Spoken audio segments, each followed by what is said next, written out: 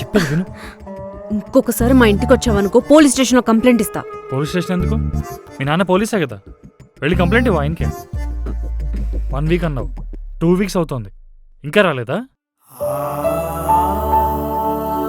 ఒక జూనియర్ ఆర్టిస్ట్ని పట్టుకుని పోలీస్ అని చెప్పావు, ఆయన యూట్యూబ్లో ఎరగదీస్తున్నాడు. సరే, అది అబద్ధమా కాదా?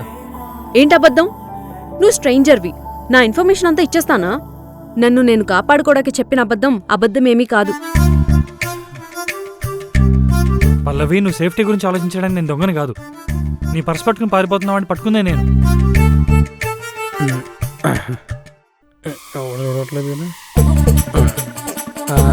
Sun cream waste